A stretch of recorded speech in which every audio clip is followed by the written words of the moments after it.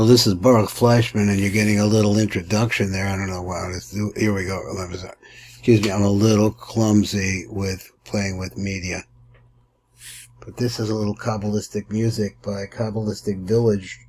This is a song called Driving in the Desert.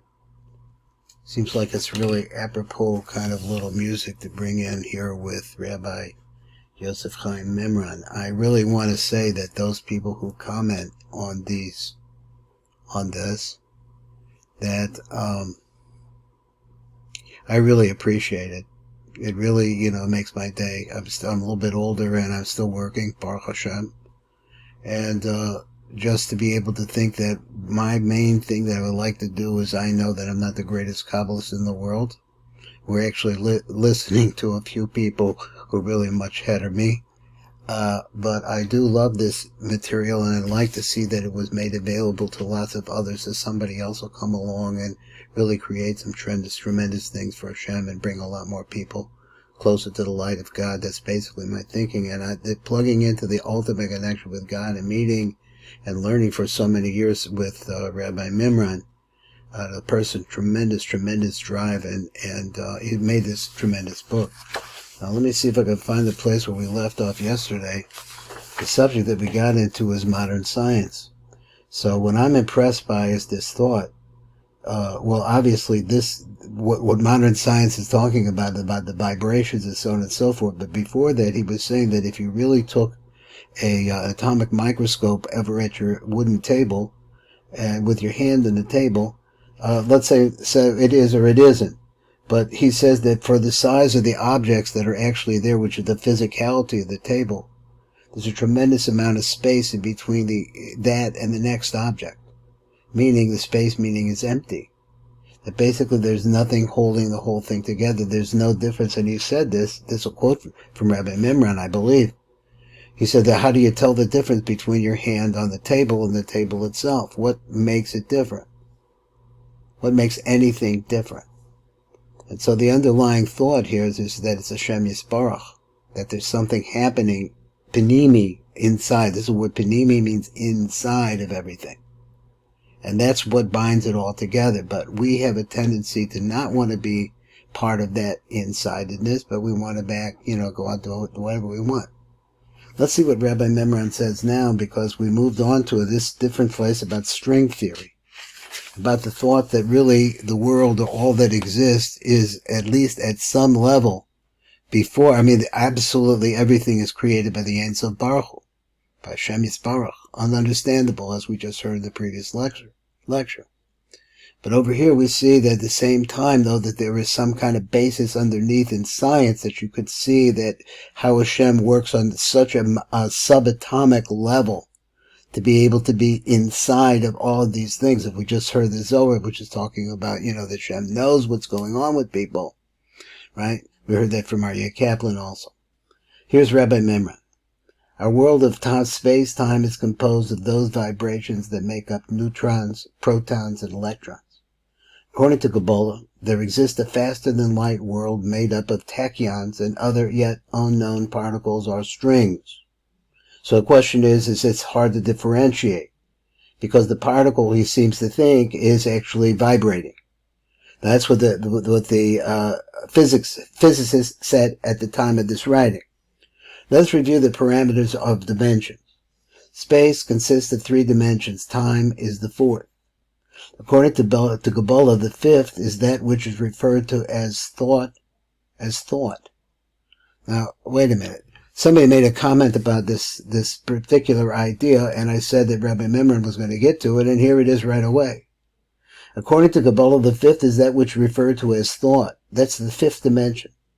Space travel is accomplished by foot, car, or plane. Let's say travel, just travel in space. Time travel at present is accomplished by aging. Wow. Thought travel is 2-directional between good and evil. So thought travel is 2-dimensional between good and evil. The method of travel, he says, in this dimension is through the medium of the thinking process.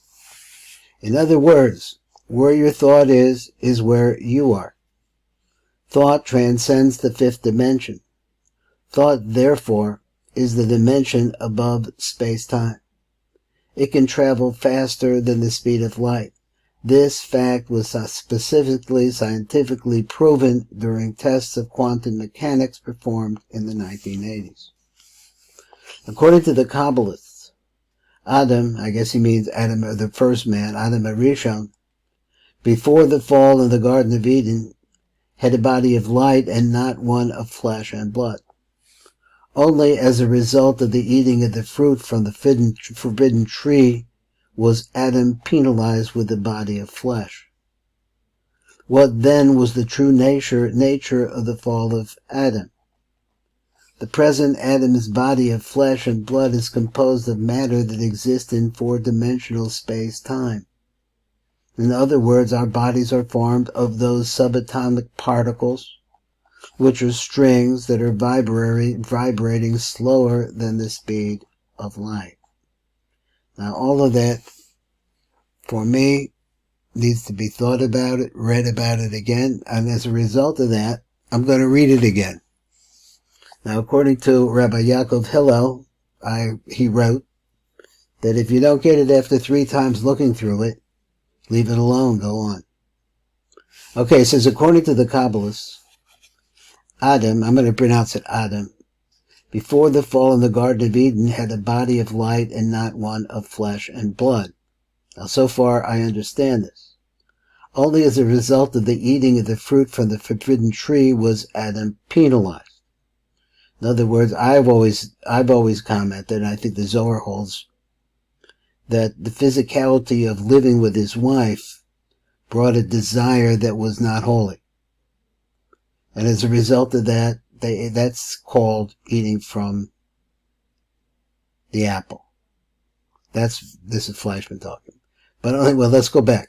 Only as a result of the eating of the fruit from the forbidden tree was Adam penalized with the body of flesh. We became physical because of our desire. That's what I was trying to say.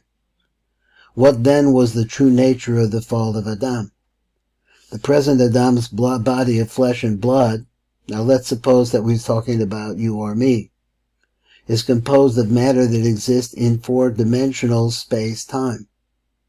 In other words, our bodies are formed, here we go, of those subatomic particles, which are strings that are vibrating slower than the speed of light. Anybody can read that again, listen to it again, buy the book. The book is available on Amazon. Last time I bought this recently was $25. I don't know what it is again. I know that it's in a second printing. I find some young man who follows the Kabbalah. There's a few people around that don't study Kabbalah yet. Maybe they do, maybe I don't know, because, what do I know? But at any rate, he knows Rabbi Mimran's name. So the name is getting around. So anyway, let's see what it says. What force binds combinations of subatomic particles into atoms and eventually molecules? That's a nice line. The answer is the power of Hashem, the Creator. This is Baruch Fleischman. A little bit more, let's see what we were listening to. We were talking the Kabbalah village, driving in the desert. Well, let's get some sound.